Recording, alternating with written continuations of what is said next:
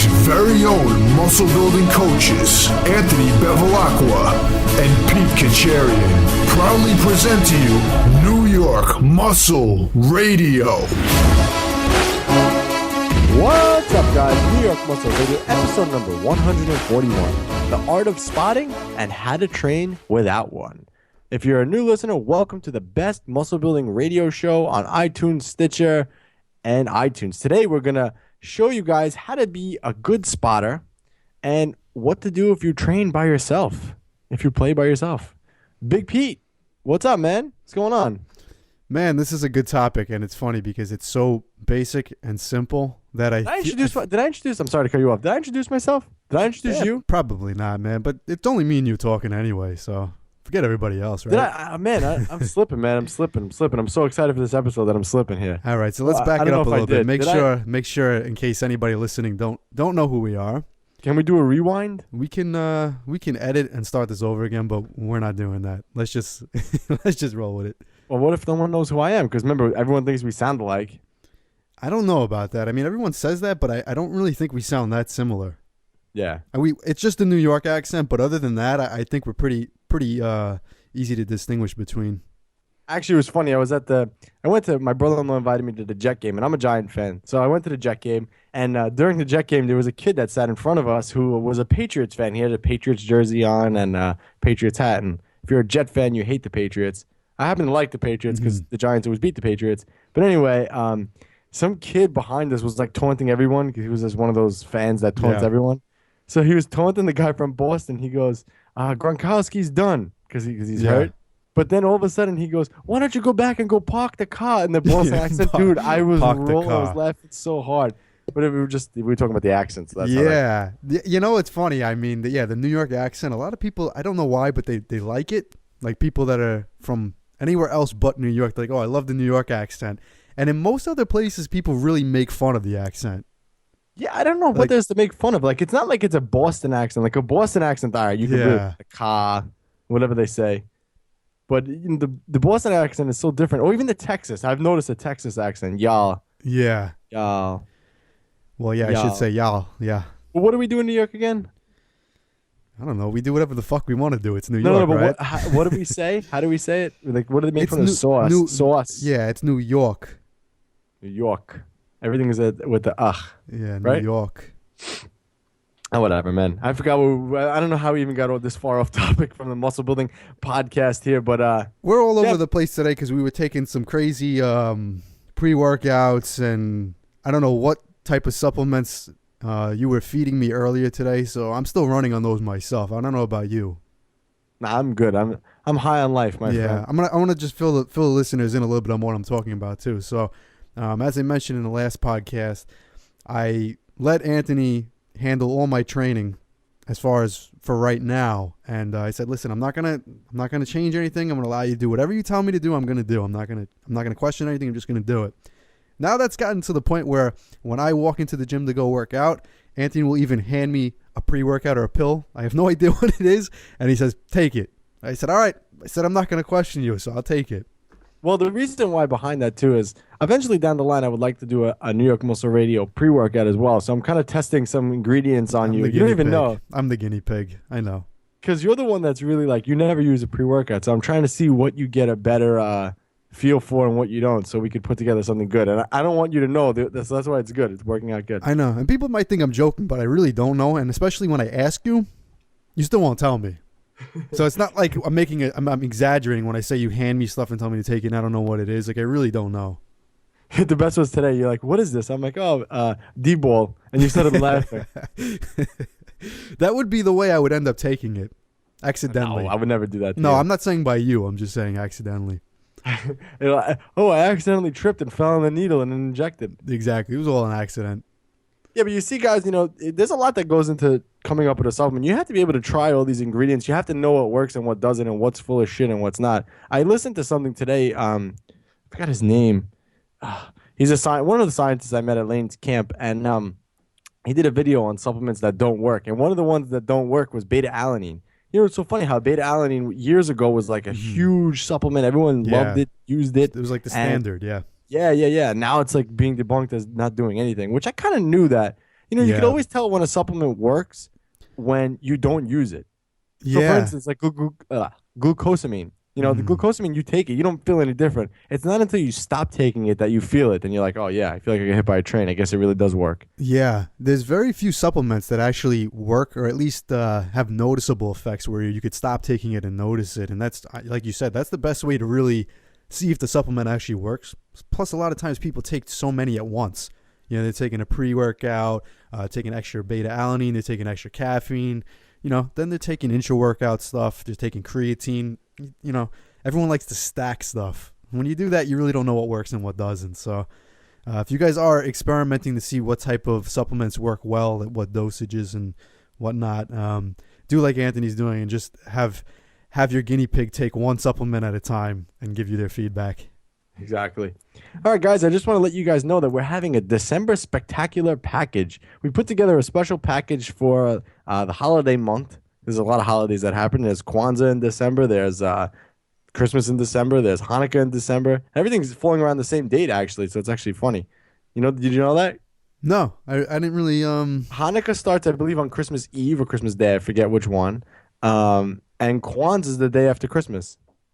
Oh, wow, okay. Yeah, because usually a lot of times I remember Hanukkah being way ahead of Christmas. Yeah, not this year. Everything's together. Yeah. So we put together a special package for you guys. We're doing 45% off the entire New York Muscle Radio library. So during the month of December, you receive our entire New York Muscle Radio library and our signature product, Caffeine, for 45% off. So again, with this whole bundle, you'll receive one bottle of Caffeine, the Ultimate Protein Coffee, with free shipping. You'll get Cracking the Flexible Dieting Code, ebook, and audiobook. You'll get Maximizing Your Metabolism audiobook.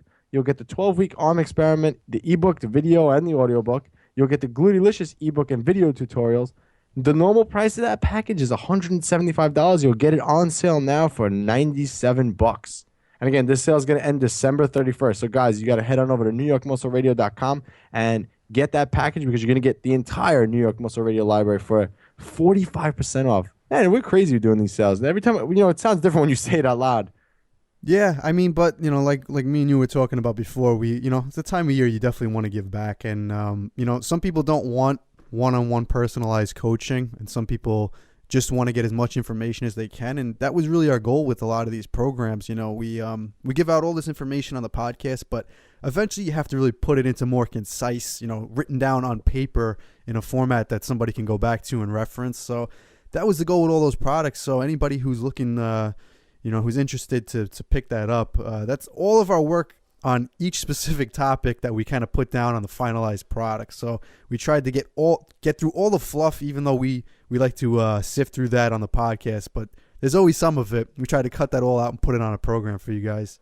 Yeah, and we got some new things coming up for the new year. So again, guys, be sure you hold on to the ride here at New York Muscle Radio because we got a lot going on. We got a lot of new things coming up, and we're getting a little more organized as far as treating New York Muscle Radio as its own entity. Before we did this is for fun, and things are about to get a lot serious here on New York Muscle Radio. So again, if you haven't subscribed to our YouTube channel, do so now. It's newyorkmuscleradio.com/video. So subscribe there because we got a lot of things coming up in the new year. We're excited, man, for the growth of this show. Yeah, I mean, now, like you said, when we started it, it was a definitely something we just did here and there, and the growth of it came a lot sooner than I think both of us anticipated, and we're at the point now, like you said, where we have so much in the work for next year. We're already planning ahead. We got things lined up, and like I said to you, it's going to be a big year for us, 2017. So for everybody else listening, I am going to say that it's definitely going to be a big year for us. Yeah. And if you guys have any suggestions or any comments, concerns, anything you want us maybe to change, a different format, a different, maybe a topic or something that you want us to cover, let us know. Send us an email, newyorkmuscleradio@gmail.com. Again, we do this for you guys. So if you have any critiques, anything like that, I mean, I could take an honest critique. And I blew up at that one guy, but that was uncalled for what he wrote. So I can take an honest critique if you want me to take out the trending topics and replace it with something else. Again, we do this for you. So an honest critique, anything you want to say, if you just want to say hello, send us an email. We're more than welcome to answer it. And we actually get emails all the time, so it's actually cool when we get them. And even though sometimes I feel like you can't really answer an email, can't really show a lot of emotion in an email, so sometimes, when we get these emails and we respond back, I go, thank you for the support, whatever we would write. it's almost like I feel like that's not enough of an answer, because Mm-hmm. truly in my heart, when we get those emails, it really brightens up my day. Like, we got one today, and it was a great email. Yeah, I mean, sometimes it's hard to get emotion across in text, so it's easier for us to say it on the radio, but emails sometimes, like I said, the emotion could get lost in there. But the funny thing about that is, we do get so many emails just from people saying they love our stuff and they appreciate it. But it's funny because we were talking about this the other day, and I think lately, the way we like to go about it is we like to debunk all the junk, and people appreciate that. So that's a lot of the emails that we do get. Thank you so much for talking about this and explaining why, the stuff I was doing was wrong and how this is the correct way to do it. And I think a few of the topics that we do talk about, sometimes we kind of hit a nerve from some other people. We don't directly call anybody out, but we do touch on some topics that many other people would probably disagree with. But we never really get those response emails from anybody that they didn't like what we said. So to me, that sounds like, even though we do kind of go against the grain on some of these subjects, I'd say almost everyone is responding positive to it, because like I said, we haven't gotten anybody that actually, got mad at anything we've said or done. So Yeah, it's funny. Sometimes we talk about things and we really like the Bulletproof Coffee episode. We really destroyed. If that guy was listening, he'd be pissed. But I mean, we told the truth. It's not our fault he's selling a gimmicky thing. But we haven't really had anyone come back and like, oh, that's not true because Bulletproof Coffee works. Yeah. I mean, that's a very that one in specific, we kind of directly targeted him. I'm talking about more about when we bring up certain issues or topics or debatable subjects that a lot of people would disagree with. But that one, he probably just didn't listen to it. I'm sure if he did, we'd get some hate mail. Probably. Oh, well. All right, let's move on to the trending topic. Again, guys, if the trending topic is our new segment on our show where I find things, just for fun. And this is like a fun topic. I like doing this. So today, the trending topic. So everyone knows that I'm friends with Jason Lowry from My Macros Plus. He created My Macros Plus, and just a good guy, whatever. We're friends. So he put up something the other day on Facebook, and he said that bacon was the number 6 item searched for on My Macros Plus. So I messaged him and I asked him, what's the number 1? Can you guess what the number 1 food is? I already know what you're going to guess is going to be. Grilled chicken. Yeah, I knew that was going to be your choice, and no. No? Was I close? I have 1 and 2. Kind I of. only have one. You don't know like the top 5 or 10? I mean, I could have asked him. I only asked him for. It would have to be. It would have to be on the top 5, 10. If I had to guess. Grilled chicken. I'm not gonna say tilapia and asparagus. That wouldn't be right. What else do bodybuilders and fitness people eat? Well, it's usually it's got to be a protein source, right? The number 1 search food is an egg. All right. Well, I thought we were going to play a little guessing game here, but apparently not. Well, you can guess the number 2 food then. But I thought that was interesting that egg was number 1. 1 is egg. So it's a strict egg. It's not even an egg white. Egg. He just said egg. I wonder what it is on MyFitnessPal. Wonder if Wait, what's the number 2 food then? Grilled chicken. No. Egg. We'll play the guessing game with this one. Egg. Well, is it a protein, a carb, or a fat? Oh, come on. A carb. It's a carb. Okay. Yeah. You're never going to guess it, man. A banana? Oh, yeah, you got it. Did I? Yeah, you got it. What made you say banana? Because you said you're never going to guess it. So I'm love bananas. It's a carb, and it's probably not like a starchy carb then. Because I was thinking starchy carbs. No, you know what it is? Because a banana is such a... Like a banana, you could fit it into any diet. Like whether you're one of these guys that, we're about to call a few people out again. If you're a bro. You can't have a banana if you're a bro, man. What? You can't have really a banana if you're a bro. Of course you can. Why not? I never saw a banana on a bro diet. Yeah. Banana could fit Only into a on bro refeed diet. days I've ever seen a banana on bro diets. We'll have to get some bros on here and we'll ask them about the banana in the diet. No. Because I know a few bros that were advocating bananas, which is nothing wrong. I actually think bananas are a great food source, so I'm not saying there's anything wrong with it, but I'm saying I literally have found bananas in every type of diet, more or less, unless you just don't eat carbs or fruits. But I don't know if there's any diet that has no fruit in it. Yeah, I don't know, but yeah, that was cool. So number 1 is egg, number 2 is banana, and I didn't ask for number 3, 4, or 5. I should have, but I got number 6 was bacon. Banana.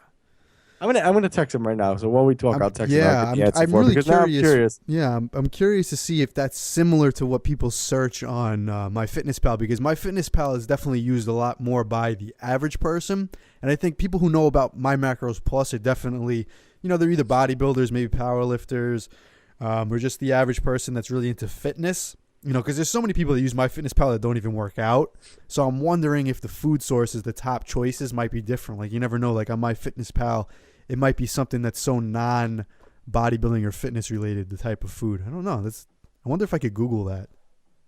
I don't know, maybe, but I just thought it was interesting that egg was number one. Because I thought for you, same thing what you said. I thought definitely grilled chicken would be number one, because I feel like that's like the most common food people eat. But I guess egg, and the reason why I think egg is because egg is easy, and eggs are easy, like I said. And I think even like vegetarians or anyone who doesn't really follow like a typical bodybuilding diet will have an egg.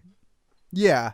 I mean, the reason I asked for egg, if it might have been egg whites, is I think a lot more people, again, that are into bodybuilding and fitness, they go the route of, okay, eat the egg whites. But I guess apparently not. They're all going for the whole eggs now, which is good, because that's another thing we've talked about many times on here too, that whole thing with the yolk being bad for the cholesterol and, all that stuff, when it's really whole eggs are great foods. Lately, I always have 6 eggs every day. It's just a habit. But I have 6 whole eggs, and my wife buys the block of cheese. You ever have like a block of cheese? Yeah. It's so good, man. It's way different than a slice. Oh, so I usually cut out like 1 ounce, give or take, because I try to cut it the same amount, but it's hard to cut for the block evenly, and then you have to weigh it. So it's so annoying. But I usually have something like that every night. So lately, I've been cooking my eggs in oil. It's so weird. It's so like counterproductive, like not counterproductive, but counterintuitive. You would think eggs, let me just use Pam and save calories, but I usually have a lot more fat left for the day, so I've been cooking them in oil. Do you ever cook eggs in olive oil? Yeah, it's funny, when I my mother used to make me eggs when I was a kid. That's religiously, that's how she made eggs. And then when she taught me for the first time growing up, my mom said, "I'm going to teach you how to make eggs." She taught me, it's the first thing you do. You heat up the pan, put some olive oil in it to grease the pan, and then you put the eggs in there. So when I first started cooking for myself, I cooked my eggs in olive oil. And then when I kind of got into, tracking macros and learning more about nutrition, I said, do I really need to put that much extra fat in my eggs? Because if you're putting, 2 tablespoons of olive oil in there, which is what my mom told me, pour about 2 tablespoons of olive oil in there. You're already adding, another 28 grams of fat if you actually were to measure it out accurately, plus the eggs. Yeah. Could add up, I don't know. but I cooked my eggs the other day in coconut oil too, and it doesn't taste the same. Usually you cook eggs in butter, and that's good, but I'm trying to mix up my fat sources there, so I kind of wanted a little bit of monounsaturated fat and, and saturated fat from the egg, so just a little. Let's see what it looks like. But it turned the eggs green a little? Yes, it will turn the eggs green. And actually, if you put too much in the pan, because then the eggs actually start to soak up the oil. Like the reason I guess my mother used to do it is just to grease the pan so the eggs don't stick instead of using spray. But if you put too much in there, which I've done in the past, the eggs basically soak it up. So then your eggs are going to definitely have a little bit of an extra taste to it. But if you do egg whites, if you ever try that with straight egg whites, because the egg, it's straight up green. It's white, so it'll turn completely green, which has happened before. And green eggs and ham. That's what you like. And actually, my grandmother, I believe, she used to put a little bit of milk in the eggs to like fluff it up. Yeah. My dad used to do that, and we do that for the baby actually too. Yeah. Yeah, I don't know where that came from, and I don't know how that works, but yeah, apparently it fluffs the egg, it makes the eggs fluffy. I never noticed the difference using them or not, so I don't know. I just remember it as a kid, so I can't really recall now if it actually made it fluffy or not. But I do remember that when I would have eggs that my grandmother made and my mother, they would taste different. And my mom said, "Well, your grandmother uses milk in hers." So yeah, not me. I just crack the eggs and I eat them right out of the shell. Can you do whole eggs? Have you ever drink whole eggs? It's not that bad, actually. I thought it would be a lot worse when I did it, because you always see like the people trying to duplicate what Rocky did, and it's like such a big deal, but it's not. But then once I got salmonella, I never did it again. I did it at I think it was Thanksgiving one year. It was like I put on a show for everyone, and I just cracked a couple eggs in the thing and drank it, and it was like everyone was like, "Oh my god!" Like what I did, Yeah. The thing with the whole egg, when you do it, you have to just like kind of open your throat and just like chuck it back. Yeah. It's like swallowing big pills, like people have trouble with it, but they don't really just open up their throat and swallow it. That's the key. All right. So Jason texted me back. He gave me the top 5. So you want to guess? you got to give me something. So are they, okay, so number 1 is an egg. Number 2 is a banana. Number 3, protein, carb, or fat? Carb. All right, so it's another carb. Is it a starchy carb or is it a fibrous come on, man. carb? Just guess. Bread. No. All right, so it goes top 5. You ready? So it's egg, banana, number 1, number 2. Number 3 is the apple. Oh, so we get 2 fruits. Okay. And 3, you're the third fruit. Number 4 is chicken. Number 5, you're going to be surprised at. Almonds. No, avocado.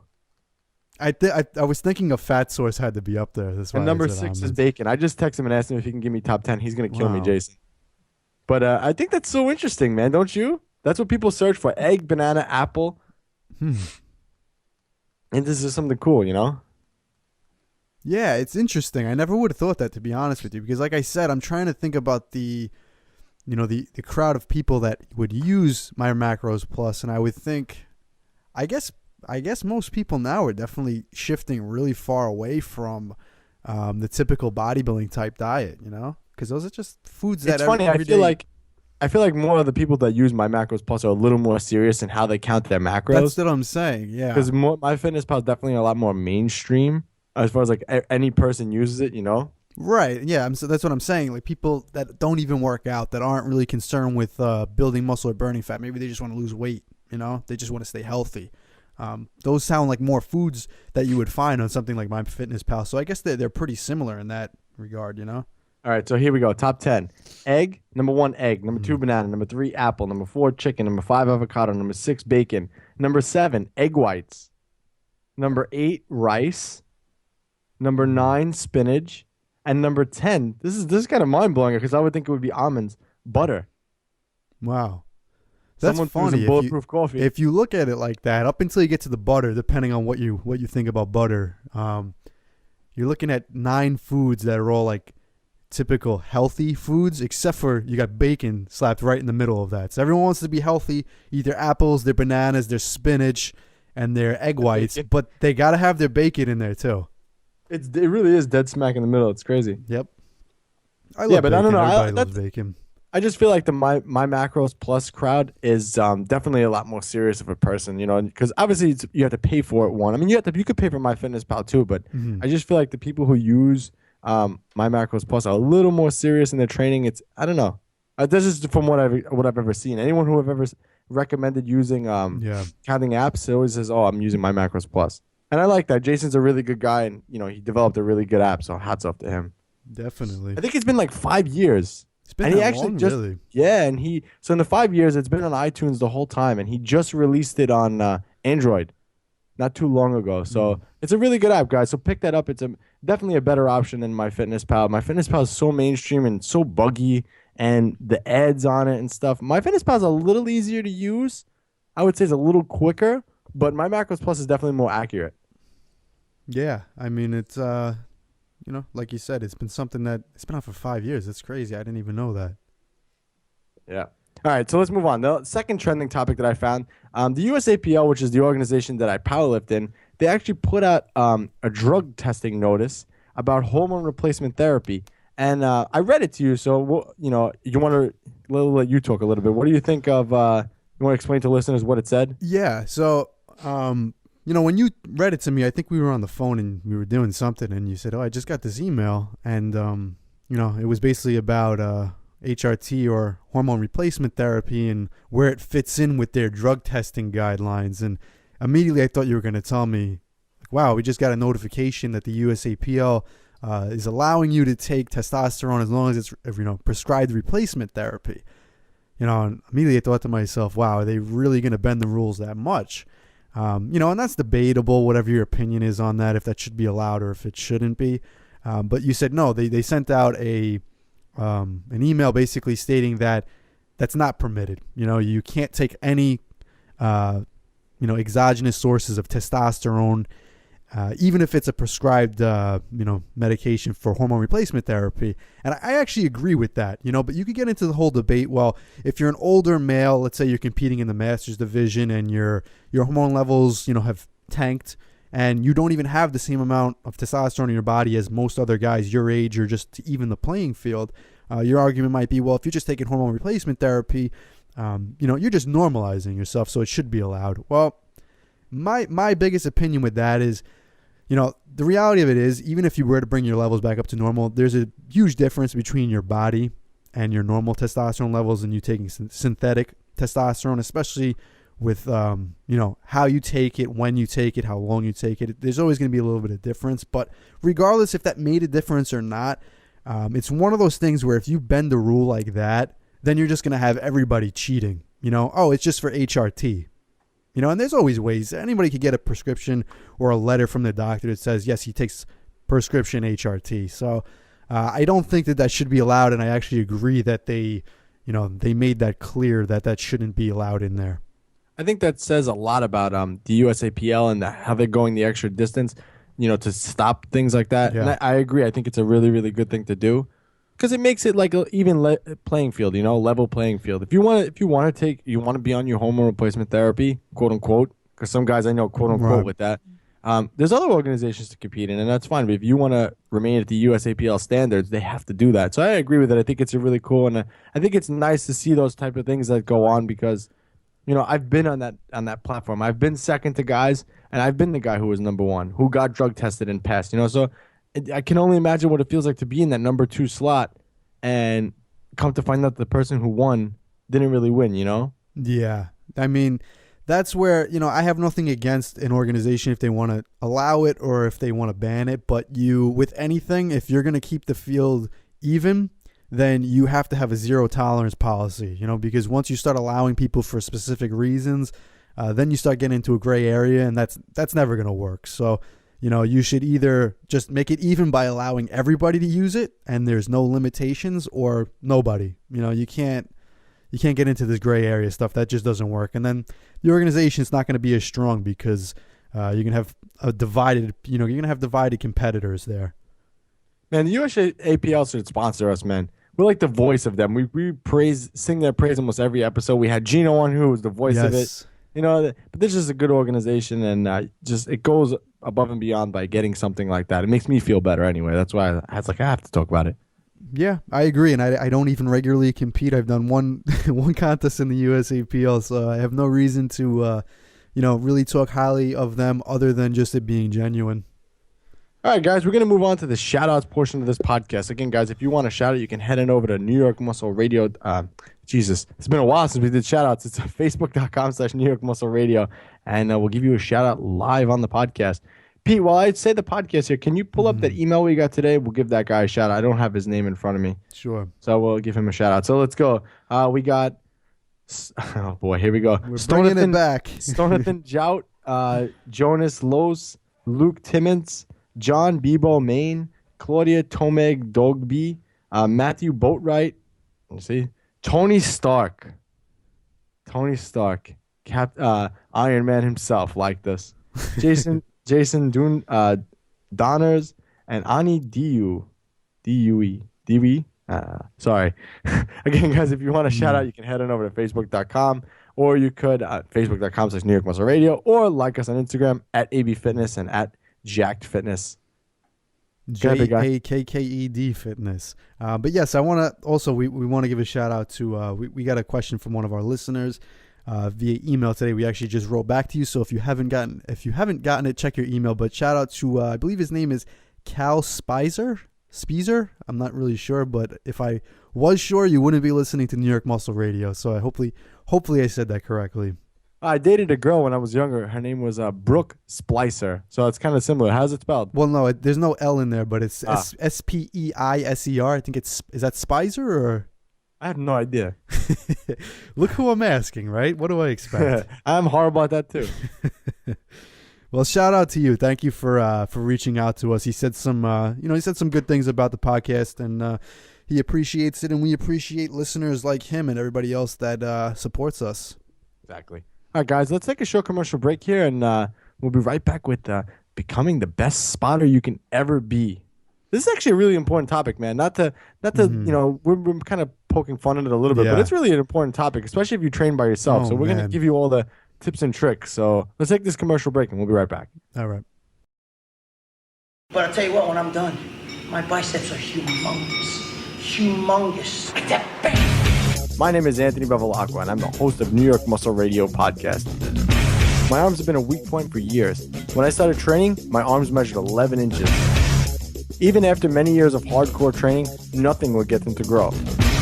With the help of my co-host, Big E, we set out on a mission to gain 1 solid inch to my arms in 12 weeks. In the greatest experiment of all. 12 weeks later, this program finally helped me get 18-inch arms.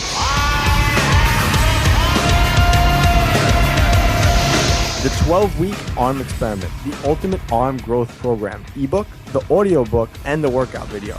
Pick up your copy now on NewYorkMuscleRadio.com.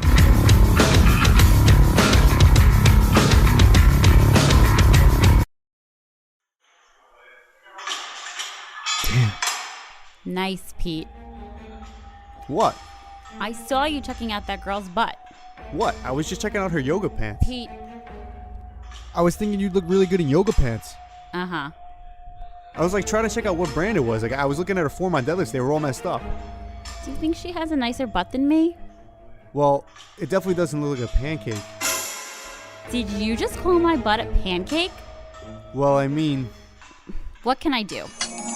you gotta try New York Muscle Radio's Glutylicious program. Glutylicious. Yeah, you'll finally get a celebrity booty, like all the other girls following the program. Fine, I'll do it. But don't get jealous when other guys check out my glutylicious ass. Glutylicious, your guide to getting a celebrity booty in 12 weeks. Now available exclusively at NewYorkMuscleRadio.com.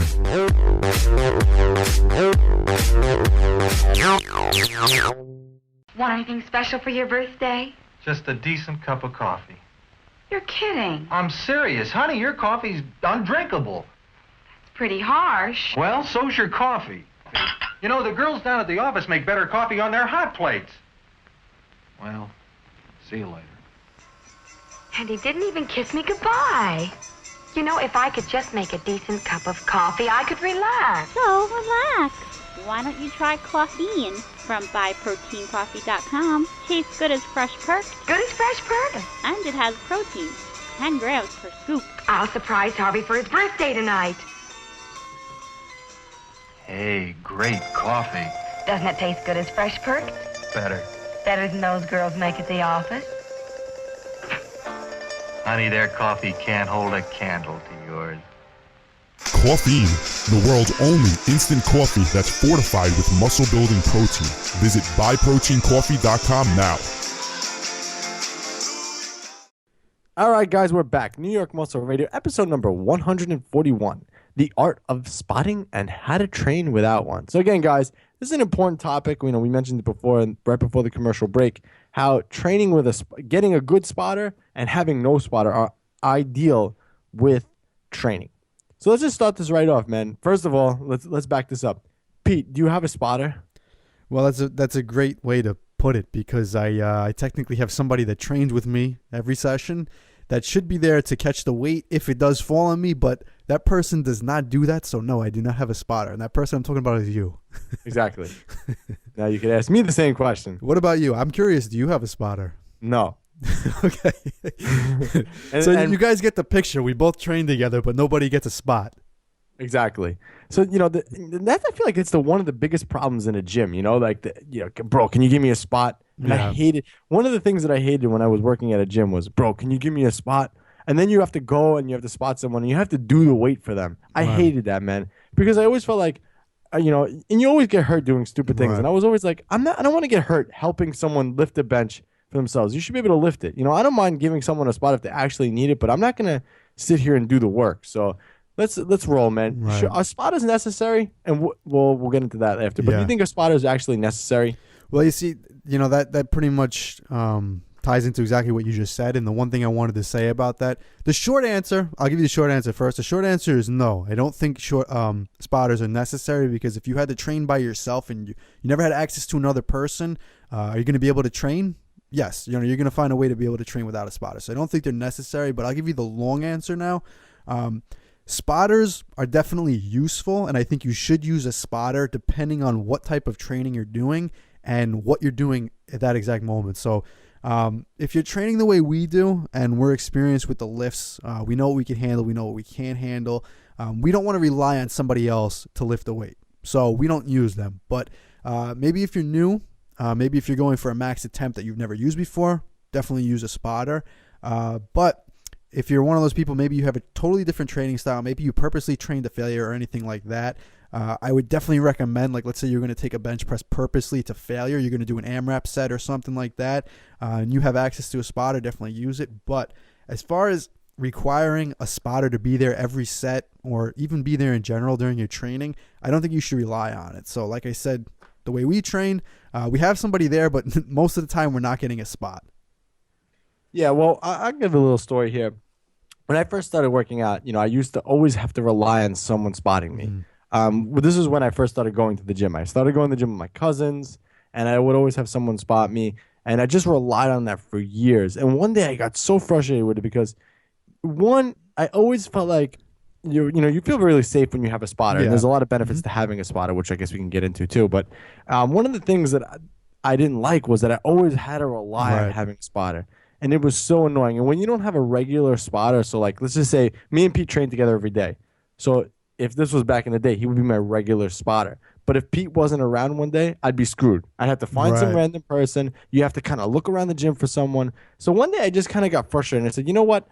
I'm not going to use a spotter anymore. I'm just going to do everything, and I'll know 100% that I'm doing the weight by myself. Because a lot of times, especially guys, we ego lift, and we do more, especially when it comes to dumbbell pressing. I feel like that's like you need a spot. Quote unquote, you needed a spotter for that, or otherwise you couldn't get the heavy weight up. But you know what? If you can't get the weight into position by yourself, what makes you think that you're actually going to be doing a lot of reps with it anyway? Yeah. Well, you know what the biggest thing is? People that do have a spotter all the time, most of the time they don't touch the heavy weight without the spotter, doing something. So they never actually, realize what their actual strength is. So they might say, oh, I need a spotter underneath my elbows to get this into position. But they might not have ever even attempted it without the spotter. So they don't realize that they can't even lift the weight without the spotter. So it's not just you need it under your elbows to get it into position. You need that spotter to do all the reps for you, unfortunately. I mean, it sounds like we're exaggerating, but that's so common in the gym. Every time I'm not training with you and I am at like a regular commercial gym, I'll get asked for a spot. And I can't tell you 9 times out of 10, that person wants me to do some portion of the lift for them or to help them complete some of the reps. And, that's not the job of a spotter. The spotter is really there just to make sure you don't hurt yourself, or if you miss a rep, they'll help you, rack the weight. That's really all you should have a spotter for if you're using it, so that you can rack the weight in case, you give out or you fail, Yeah, especially with dumbbell pressing. You use a spotter to get more weight up. When you automatically, as soon as you don't have a spotter there, the weight goes down. Right. So that was one of the things that was like kind of eye-opening for me. You know what? I'm just going to not use a spotter. Because worst comes to worst with dumbbell, you can just drop it on the floor. Yeah. If worst comes to worst. Initially, that's what I did too myself, actually. I went exclusively, when I first started training, I went exclusively all dumbbells because I said, I don't want a spotter. I'm going to just train with dumbbells, and when I can't lift it, I drop it. Yeah, and it's true. I mean, that's one of the ways you can get around that. But, we'll discuss the rest of that later. But, I got up to, when I got fed up with it, whatever, I was like, you know what, whatever. I learned to kick the dumbbells up myself, push them up and whatever, and do the whole thing by myself. I was still strong in dumbbell benching. I was able to get 150s on the incline by myself, no spot. And then, and actually, to be honest, once I learned how to do it by myself, I actually felt more comfortable doing it without a spot, because sometimes you have the spotters pull the weights into place, and sometimes it's just not the right place where they put them, especially if you don't have an experienced spotter. Right. And that's the majority of the time, unfortunately. But that's how it is. If you force yourself to do the whole movement, get the weights into position, over the course of time, you're going to build up the strength and you're going to know how to do it, where you're not going to need that spotter. So, if you rely on that spotter, maybe it does help you, but the fact is you're never going to get better beyond that when you rely on that spotter. It's kind of like it's any crutch. If you keep using it, you're never going to improve. You're always going to need it. So you're kind of enabling yourself. You have to use the spotter long term. Yeah, I haven't used a spotter in years. So let's roll right into this, man. So what do we do if you don't have a spotter? How do you overcome this?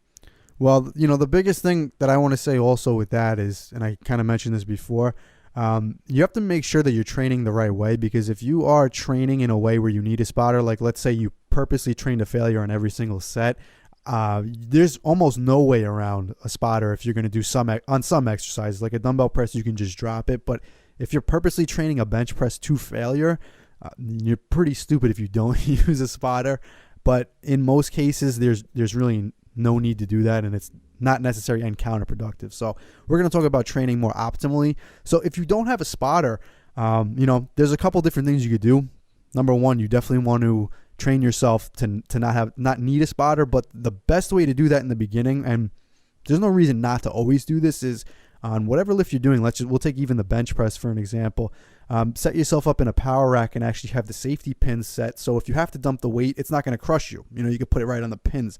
And any exercise where you have, the ability to do that, set up catchers, just like on the squat rack, where if you were to get caught under it, you can just dump it right on the catcher. So that's definitely, those are the two things right there. One, you want to train yourself not to have a spotter and use the weight, but two, always set up the catchers too, because worst case scenario, if nobody's there, you just drop it. But, you never have somebody behind you to worry about if they're going to touch the bar or if they're going to do too much weight. It's either you lift it or you don't, but at least the catchers are there and you have peace of mind knowing if you're going to fail, you could just dump it right on the catchers. Yeah, one of the problems I had with the catchers, though, especially at some gyms, is that they don't really line up well. So sometimes, you'll set up the bench in the power rack, for instance. You set up the catches, and then you bring it down to your chest, and that's the point where the catchers catch it. You know what I mean? Like, you'll bring it down to your chest, and it'll hit because you locked it high. So then you put it one lower, and it's too low, and it doesn't catch the weight. But I'd always have it a little bit lower, because then if you do fail, you bring it down on your chest, you rest on your chest, and you just roll it down until eventually the catcher will actually catch it. But I'm not even, one of the things too, and especially in the beginning when you first start training without a spotter, is you can get really nervous, I don't want to fail, Right. I don't even think about it anymore. And to be honest, like today, for example, we squatted today. You realize we had the catcher all the way down? Yeah, actually, you know what's funny? We took the catcher and you're right, we put it all the way down, and neither of us even thought about it or were concerned, what if I fail? We're definitely a little more experienced, like I said, with the amount of weights we could handle. We knew that we probably would. You never know what happens under a squat bar, though. You could squat 500 pounds and you could get under 3 plates. Something goes wrong and you might lose your balance. You might fall over. You might get crushed. So something can always happen. But we know more or less what we can do on any given day. And, like you said, we didn't even realize that the catchers weren't even up there, because we're just at this point now, we're so confident with the lifts and our abilities that we kind of know it's not even, that anxiety is not there, that you're going to, you're going to get crushed under it. And that only comes from training without a spotter and training consistently with the weights that you could handle, and just knowing your body. That's something that takes a long time, but you'll definitely get there. And the only way you will is if you religiously don't have somebody spotting you. Yeah. So anything with a barbell, you definitely have to set up in a power rack and set up those catches for safety. Any type of dumbbell movement, you could just drop it. If worse comes to worse, you could just drop it on the floor. So don't even worry about it. And for squats, you can also set up the catch. I recommend that. I don't recommend just dropping the weight from your back. Don't do that. You could. If worse comes to worse, you could. And actually, there's been a time, I actually posted a video on this years ago. I was doing 315 on squats, and I fell. I actually, I think it was 2 years ago, I actually fell. I was squatting barefoot, and for whatever reason, I just lost my balance and fell back. So it happens, but I dropped the bar off my back as I was falling. And, you can get hurt, obviously, doing stuff like that, but more than likely, if you just drove behind you, you'd be all right. Well, yeah, I mean, there's a proper way to bail out of a squat, too. We'll talk about that after. That's also, I'm going ahead today. It's all right. It's good. We got to switch it up every once in a while. Yeah, that pre-workout still kicked in on you. I feel like I'm losing it. Dude, I'm not lying. I actually still feel it. It's 7 p.m. and I took it around, 12? People think I'm exaggerating. Like, he's out of his mind, but... Well, that is true. Yes, and that, I guess it's an accurate statement. Yeah, I mean, you could even, going back to our topic here, you could set up the catches for any exercise, shoulder presses. I'm trying to think what you would need it for, but I would say basically a barbell, and then just pull it off the rack like what I know a lot of people like, but I like the lift off. And that's fine. You can get a lift off from someone, but again, how do you want to rely on someone to be able to do that lift for you? What if they lift it too much and bring it too far down and you miss and it falls on you? I mean, that's over exaggeration, but stuff like that has happened. I've seen it happen in a gym before. Being in a gym for 11 years, running a gym, I've seen horrible things happen, by people just passing the weight. So learn how to pull the bar off the rack. And actually, if you pull the bar off the rack yourself, you actually engage your lats a little bit more, and it's safer of a lift, the bench press anyway. Yeah, I mean, like I said, don't ever, rely on having somebody else in the gym help you out, because there could be so many different things going on where, so many different scenarios where it's going to be different every single time. And, you want to keep everything you can with training as consistent as possible. All right, so let's move on now. So now that we do have a spotter, so let's talk about why being a good spotter is important. Obviously for safety, you Number one, being a good spotter, you safely help people in the gym, and it's always good to help people out. And the other thing with being a good spotter is, and what makes a good spotter is actually letting the person do the weight. Oh, yeah. One of the biggest pet peeves I've ever had was if you ask someone for a spot, and they're like, "Oh, you had two more, bro. You have two more," and then they're lifting it for you, and that's totally wrong. Whenever I spot someone, I literally don't do anything. Yeah. I give them the lift. If they want to lift, I give them a lift. If they don't want to lift, I don't touch it. I just stand over them. I kind of hover over them, and I let them. If they start struggling, I get my hands under there. I don't do anything. I don't touch the bar. I wait till the bar is in the finished command, if they can make it, the finished position, and then I just pull it back on the rack for them. I don't do anything. Yeah. People probably hate that, because they're expecting someone to come over. It's like, all right, bro, two more. I know. They go down to I their know. chest They and want pull it that. up. They want that. Yeah. And I don't understand why anyone would want that, because that's so wrong. Yeah, I can't tell you how many times I've been in the gym and I just said, hey, just because whatever, that day I might have been, feeling a little tired or weak, and I said, you know what, I want to just test my strength here. This is approximately my 5 rep max. I've never even done more than 5 reps, but you know what, I want to just rep it out. And I'm in the gym and I said, you know what, let's just stand here, give me a spot. And they'll grab the bar, and I know where my strength is. I know this is my 5 rep max. And on set 4, I feel like I have 6 or 7 reps left in me. And the guy will sit there and say, come on, bro, all you. That's all you. And I'm like, no, Dick, I know it's you, because I've never lifted this for more than 5 reps, and I'm on rep 8, So, it got to the point, like you said, where I just said, you know what, screw it. And I'd rather the bar hit me, Yeah, it's true, because that's not a true gauge of strength anyway. Like you said, if you took your 5 rep max, let's just say whatever, that was 275, and you did 8 reps with it because someone was lifting it for you, what did you really do? Nothing. Did you really accomplish anything? And it didn't even take you, the old saying used to be like, oh, if you get a spotter, it takes you past the point of failure. Yes, but how much so? Right. I mean, You know what I mean? So let's say you did 275 for 5. The person helped you 6, 7, and 8. That's 3 reps that they helped you. How much do you actually think you did in those amount of 3 reps? Maybe 1 extra rep, maybe. Well, you basically did, 275, and then the last 3 reps you did like 185 for 3 reps. So, Yeah. that's really what it comes down to. But, like you said, and this is a big point, we're kind of making fun of that. Most people that are in the gym that ask you a spot, they actually want you to do that. So that's why I think most people will do that for you, because some people want, okay, I want you to help. How many times I've been in the gym where somebody's basically failing on rep 3. And then when they Come fail, on, bro, 3 more, yes, 3 they more. I don't touch the bar. My hands are near it. And they basically they locked out number 3, and then they failed. They should rack it, and they say, okay, come on, help me, 2 more. Yeah, that's bad. What do you want me to do? You want me to curl it? I used to tell him, no, man, rack it. That's what I used to just tell him, no, man, rack it. And just be like, oh, listen, bro, my back hurt, my back's bad. I don't want to risk anything. The main thing is when you're spotting someone is you want to make sure nothing bad happens. Right. I mean, when someone asks me for a spot, I'm thinking, okay, this guy's going to do a heavy set. I'm not really sure where my strength is today. Just stand behind me, help me lift it off, and help me rack it. Just make sure I don't get hurt. So rep 3, good, man. Nice set. That was a tough set at 3. Good work. No, wait, 2 more. Yeah, exactly. All right, so I want to do I think this is going to be cool, the do's and don'ts of spotting for each lift, because we know there's different ways to, spot for every different lift. So let's start with bench press. We talked about bench press before, and we'll talk about bench press, barbell, and then we'll talk about dumbbell press as well, because there's a different way to do this. So the ideal, I would say the do for bench press is, like I said, always ask the person if you want a lift off, because most of the time some people do, some people don't. Right. And if they do want to lift off, all you're doing is lifting the bar and helping them bring it to the starting position on their chest. So that's starting wherever the lockout would be. So that's your do for bench press. Your don't for bench press is going to be like doing the things we said, helping them lift the weight throughout the movement. Right. Yeah. I mean, you want to keep your hands.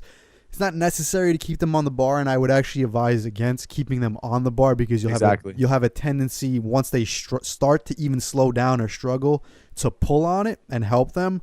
But you want to keep your hands close to it, because sometimes, especially like I said, if you're spotting somebody who doesn't know what they're doing and they're not used to it, there's been plenty of times where, people might just not be used to the movement. They're new or whatever. They're not feeling strong that day, where out of nowhere they'll just lose their strength and the weight will just come down. So you want to have your hands close to the bar. You could even keep it right under the bar as it travels, but not on the bar. So in case it starts to come down, your hands are already under it.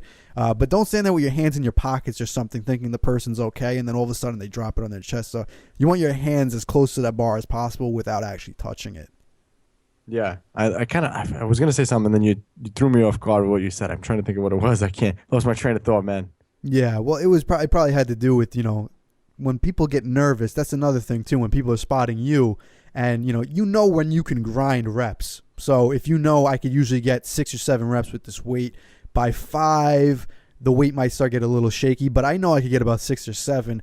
To you, okay, 5 is a grinder, 6 is getting slow. But to that person, they're like, oh shit, he might drop it. But you have another rep or two, and those reps start getting slow, they'll get nervous and they'll start helping you with the lifts. And again, that's something you want to avoid, because now whoever's training, you're making it easier for them, and they're not actually getting the right stimulation, and they're not productively training.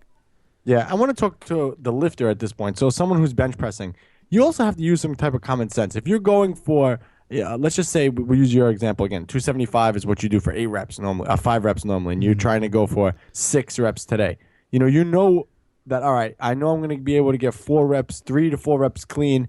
The 4th rep is going to be a little iffy. The 5th rep is going to be a little bit of a grinder. If I'm going to go for that 6th rep, I have to make sure that I can do it. But also at the same time, you want to be sure you pick a spotter in the gym who's capable of helping you lift that weight in case you totally fail. So example again, if you were just doing sets of 5 with that weight that you can do, you can have a woman come over and spot you, because you know that you're not going to require that much of a lift.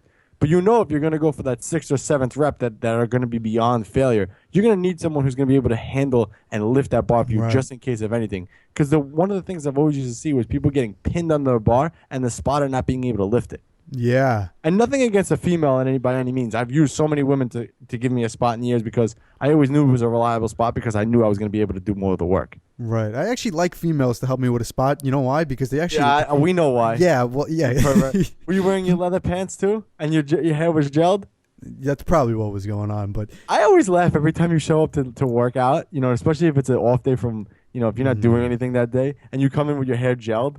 I always laugh. I'm like, bro, there's no girls here. I was about to say, there might be a female. One day I might walk in and there might be a female. I'm prepared for that day. You always got to be prepared, guys. But no, what I was going to say, and I know you made a joke out of this, and it's funny because, I set myself up for that one. But most of the time, if you tell a female exactly what to do, they'll listen. Guys, the ego gets in there, and then they get all pre-workout in there, and they, come on, 2 more, 4 more, you bro. The women don't really do that. You say, listen, I'm going to unrack it. If I fail and I say, help me. Exactly. And they listen. And that's what you want in a spotter. But I also just want to mention one other thing, because you said, you brought up a good point that you want to select somebody that could actually lift the weight. Another thing that you need to know is don't rely on that random spotter. Don't rely on that person to do any of the work that you're not going to do. I've had people ask me for a spot, and the last rep's a grinder, and they're tired. Yeah, you're tired, whatever, but they don't even want to rack the weight. They want you to rack it for them. They go 3/4 of the way up, and then they drop it. I've had someone do that one time. He racked one side of it and just dropped the other side. And luckily, I actually caught it, because it would have hit him on his face. And that definitely wasn't the first time that happened. You were probably looking at a girl while that was going on, man. If I was, I definitely wouldn't have caught it, and that weight would have been on his head. So for him, luckily, there was no females in the gym. Yeah, one of the things, again, reason why I got rid of using a spotter in general is because it would give me so much anxiety, because, in the back of your head, you're trying to push, you're doing your set, you're trying to accomplish your set, and then you're thinking, oh, well, if I fail this set, what's going to happen? Can this person handle the weight? What happens if I drop? I think you have more, believe it or not, I think you have more anxiety having a spotter than not relying on one at all. Yeah, I agree. Like we said, we set the catches up all the way at the bottom today. There was no way, if we failed on squats today, that the catch was ever going to catch the weight, because it was basically on the floor. Right. We would have lived, but I didn't even get anxiety about that. Even if it was a max attempt, I wouldn't even worry about it. It's weird. It's weird. And one of the things too, when you compete, I'm a powerlifter, I compete. At the USAPL, we have spotters that come one, there was a video that came out with all the bad spotting that was going on. And one of the things that happens too when you're lifting in a meet, if you fail an attempt, these guys just grab the weight and rack it. You know how many times that's happened to me where one side they grab and the other side they don't? Yeah. And the weight tips? You know how many times that would happen? I've seen that happen in a gym. That happened to me one time when I asked someone to spot me on squats, and I guess it was my fault. No, it wasn't my fault, actually, because I don't know. Whatever. It was my fault, I guess. I think I had 5 plates on and was squatting. And I went to rack the weight, and the spotter helped me put the bar back on the rack. And we only clipped one side on, and the other side I thought was on, and it went doof. I tilted to the side. All the weight slid off the side. Oh, all wow. 5 plates Five went plates. right down. Wow, yeah. Dude, I walked out of there. I'm like, oh my God, thank God I'm alive. Like I did that whole you check your Yeah. spine to make sure you didn't break anything. Yeah. Yeah, I would have done the same thing. That's crazy, man. Like stuff happens, but I feel like that happened because I had a spotter. Because if I Yeah. didn't have a spotter, one of the things too with squats, and we'll get into this with squats, when you squat the bar and you go to rack it, you have to kind of walk past the rack. You can't Yeah, you stop walk through before the the rack and rack, try to catch it on each side. You have to walk through the rack in Yeah. order for. Once you hear the bar hit against the sides of the rack, you can let it down. You know it's there. Yeah, absolutely. Yeah, that was just a little fun story. So I think we covered bench press pretty much. I mean, you want to make. We said do's and don'ts, right? So we say any don'ts? Yeah, I think we covered. Yeah, it pretty much. don't hold on to the bar the whole time. Yeah, and don't put your hands in your pockets. Those are two opposites. But we those happen Someone pretty maybe frequently. playing pocket pool in the gym. Yeah, you know what pocket pool is? I do know, and Now that you heard of. Yes, we learned about what we were discussing about switching up the hands, and it's called the stranger. Another one of our listeners actually let us know that. So we get the emails about people that appreciate us, and then we get people to fill us in on all the little lingo that we don't know. I knew it was something like that. All right. Anyway, I still don't know what it is, but let's move on. Let's move on to dumbbells, because dumbbells are a big thing. Yeah. And this dumbbell pressing can go for shoulder pressing or can go for bench pressing as well. So one of the do's of spotting on a dumbbell is usually grabbing the wrist or the elbow or something like that. I prefer with dumbbells to grab the person by the wrist because it's just more secure for me as a spotter, and I'm giving them just enough help to get past the point. If you grab from the elbow, sometimes people don't have enough strength to hold the dumbbell, and it'll actually come down toward their face. So that's why I prefer the wrist. But one of the do's that I have for that is when you're spotting someone, as soon as the person kicks the dumbbell up, grab the wrist immediately. Don't wait till the dumbbells are in position, in that top position, to grab the wrist. Grab them as soon as they start coming up, grab the wrist, and help them get it into that first position and all the way up.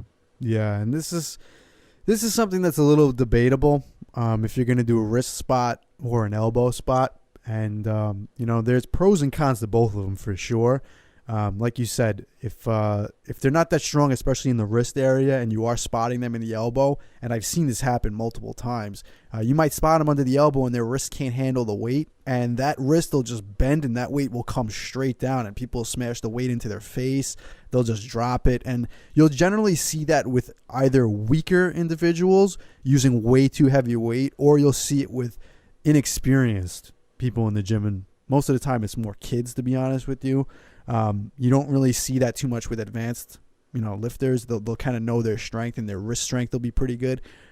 So that's where the elbow spot definitely has some cons to it. But as far as the pros to it, you're really definitely in a better position to spot somebody when you're under the elbows, as far as helping them lift a heavy weight. Just to give you like an example, like let's say somebody is being a little stupid. And again, when it comes to spotting, there's a lot of stupid stuff that goes on. So if somebody comes up to you in the gym, you don't know how strong he is. He looks pretty skinny. He looks like maybe he could dumbbell press the 50-pound dumbbells. But you know what? He got the hundreds today, and he has a spot. So he's going to do the hundreds today. And you don't know. Maybe he can do the hundreds, but you don't think he can. And you go to grab him, from the wrists, and he can't lock it out. And he can only probably put 50 pounds of force into it. Now you have to try and help him lift from his wrist, the extra 50 pounds or whatever it is on there. That's definitely a lot harder to do than to just guide under the elbows. You don't have to apply as much force. Now, if you're forced to help him lift a heavy weight by his wrists, you might not even be able to do that. you're definitely going to be a stronger spotter spotting somebody from under the elbows. So again, it's a little bit of a give and take.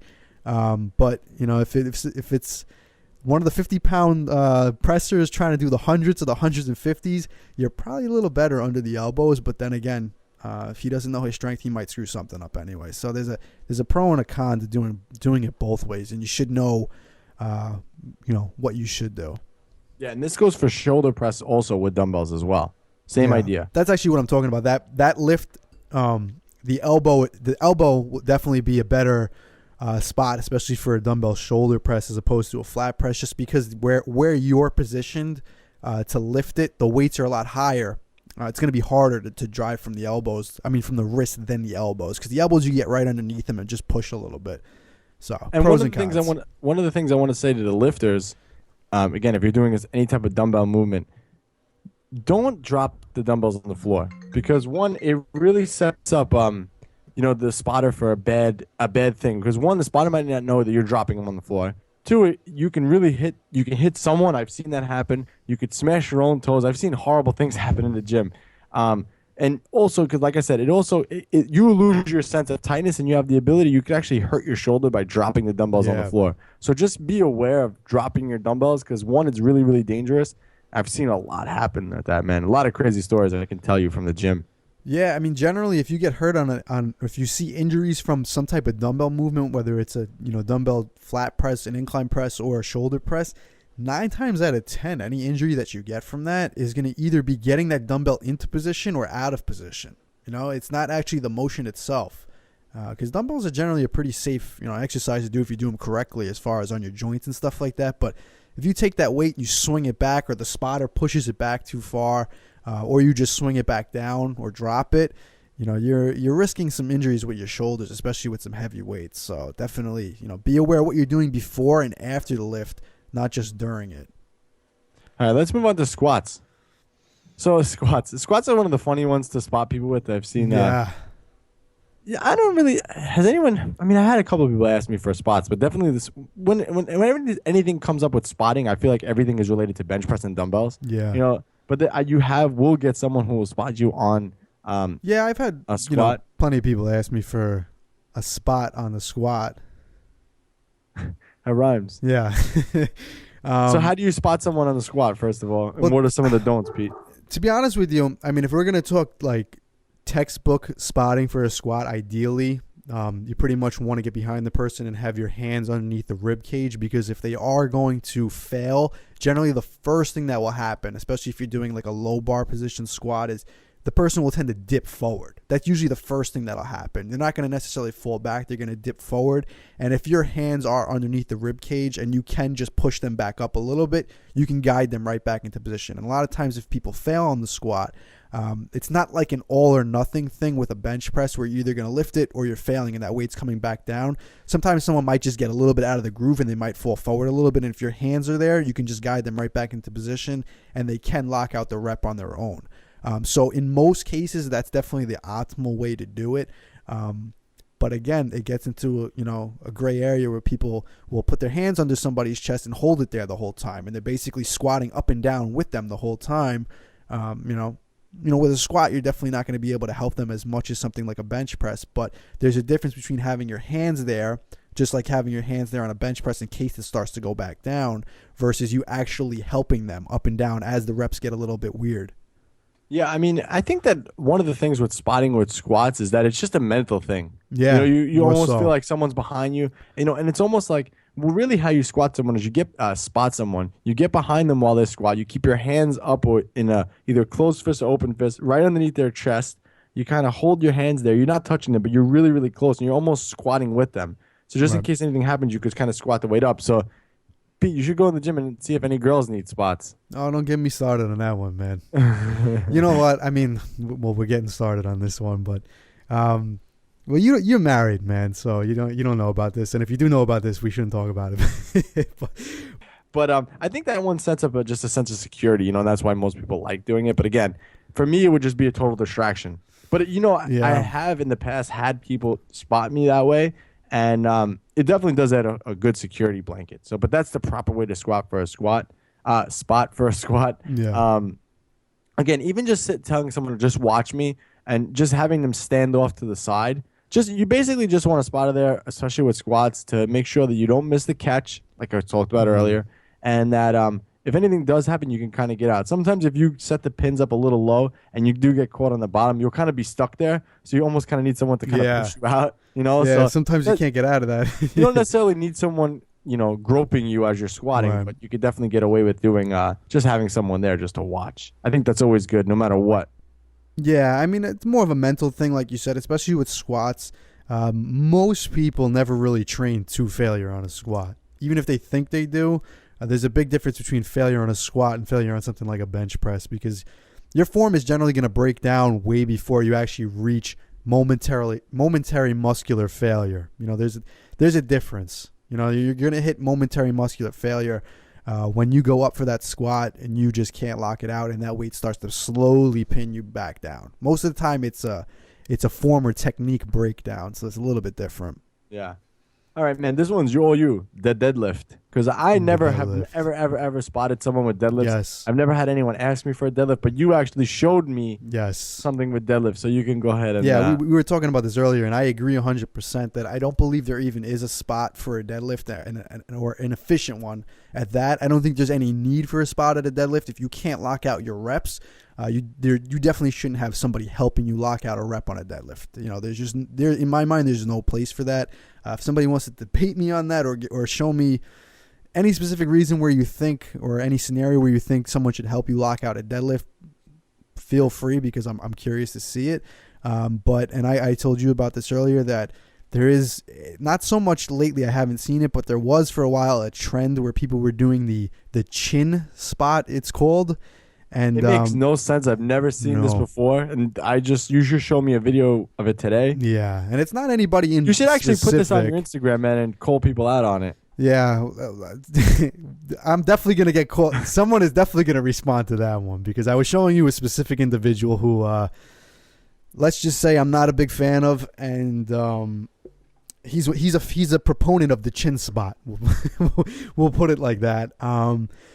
And that doesn't even seem safe on the spine, though. So basically, did you explain what it is yet? I didn't even get to it yet. So basically, the chin spot, as it sounds, you would put your hands underneath the person's chin, and if they stall on the lift, you'll push their chin up. Basically, the idea behind it, or so the people that do it claim, is because you're basically, with the deadlift, you're kind of leading with your head. You're bending forward, and you want to lock out by taking your whole body and standing up. So your head is going to be at the top of the movement. So the idea behind the chin spot is to push your head up, because that's the position you're trying to get to. You're trying to get into, the fully locked out position standing up. But you and I both know that when you're doing a deadlift, your spine should be in a neutral position. And, everybody gets a little sloppy. Sometimes you might lift your head up. But generally, when you get down in a deadlift position, you want that spine in neutral position. So when you're bent over in a deadlift position, your head is basically down. You're looking right at the ground. When you stand up, your head shouldn't be up. It should be looking straight forward. Neutral spine the whole time. So if you're doing a spot like that and you're forcing someone's head up, you're forcing them to look back. You're taking their spine totally out of alignment. You're not in a neutral spine position anymore. Yeah, especially the cervical spine. Yeah, and if you're doing that while somebody has a few 100 pounds on the bar, and they're bending their back at the same time, and now you take their spine from their chin and push it back, if you don't see that that's not a safe thing to do, then you really should reevaluate what you're doing. One of the things too that I'm thinking about now, if you had a random person do that, what if they hit you so hard you hit your teeth? When you hit your teeth on something, that would, I don't know, that's too much, man. I've never seen that before. You showed me today, and I was like, what the is that's this? Not. I'm sure people listening to this know what I'm talking about. It's not very common, but it's not uncommon. And it's stupid. Listen, guys, if you can't lift the weight on deadlift, you can drop the weight. You don't need somebody. You don't need somebody to help you finish it. You're still, even after they help you finish it, you still have to drop the weight. Yeah, exactly. So that doesn't make any sense. So I would say the do's and don'ts of spotting for deadlift: don't spot. Don't do that chin shit. The do is don't spot. Don't spot. Don't spot.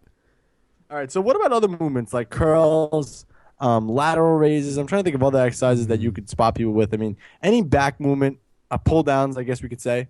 But like any type of rowing movement, there's no way to spot someone for that, so don't even worry about that. A pull down, you can have someone kind of give you a little tap on the bar to help you get a couple more reps. But again, I don't think that's optimal. I wouldn't bother with that. Something like a curl, same thing too. You can have someone give you a little boost as the bar's coming up and give you a boost. But again, by having these people give you a spot, you're really just selling yourself short. So if you, let's just say for argument's sake, you're doing barbell curls and you have 100 pounds and you're having someone spot you, and realistically you can get 5 reps on your own and they help you to get 8. You didn't accomplish anything by getting 8. Right. Those are all any reps that are forced reps or, reps that somebody helps you do. It's basically they're artificial. Your body's not actually doing it. The bar is moving from point A to point B, but you're not actually doing it. So, like you mentioned earlier, you mentioned it with the bench press, but you're actually doing less volume having someone do that, because in reality, if that 100-pound barbell, if you have someone lifting it for you, pretty much that barbell becomes 60 pounds. So it's 40 pounds less. You'd be better off putting the 100 pounds down and then picking up a 60-pound bar right after that and doing kind of like a drop set for the extra 4 reps. Yeah. Because at least you'd be doing the weight. Or what I was going to say is, if you're going for whatever reason, let's say you have to complete, I'll give you an example. Like, let's say you're following a program and the program says you have to do 5 sets of 10 with 225. I'm just going to use that as an example. And you're on your 5th set. On curls? For some people, yeah. I mean, we'll be almost there soon. Me. Yeah. But if you're on your 5th set and, first 4 sets you got 4 sets of 10, no problem. 5th set, you said, I want to finish the workout. I want to get my 5 sets of 10, but you feel a little tired. The 9th or 10th rep might be a little tough. You don't know if you're going to get it, and you got the spotter there. You hit 8. You tell your spotter, 2 more. The spotter helps you do 2 more. Okay, you did your 5 sets of 10, but he helps you do the last 2 reps. The way you should do it, if you want to get the full volume in, rack it at 8, wait till you're ready, and then just get 2 more reps. It's not optimal, but that's definitely going to be better because you lifted all 10 reps. Versus having, you do 8 and having a spotter do 2 more. Exactly. Couldn't agree more, my friend. All right, let's talk about now to finish this off with how to bail out of lifts if you don't have a spotter. Because I think this is important too. A lot of people are afraid to bail out of lifts. I think it's a kind of an art that you have to get used to doing. So let's talk about squats. How do you bail out if you don't have if you fail, you're doing squats, you fail, and you don't have a spotter? Right. So with everything we said, we definitely recommend that you don't have a spotter, and try not to rely on one. But there's always shit that happens. No matter how advanced we are, there could always be times where we might have to bail out of a squat. And the one main thing you want to do when you bail out of a squat is you want that bar to get off your back without it hitting you. And a big thing that a lot of times happens when people get stuck under a squat bar is they're afraid to just drop the weight off their back. And I get it. It's a lot of weight and you don't want to just slam it on the floor or anything like that. But if you get stuck under that bar, 2 things are going to happen. That bar is either going to pin you underneath it or it's going to fall behind you. And, if it's going to fall behind you, you have to bail out of it correctly by moving forward.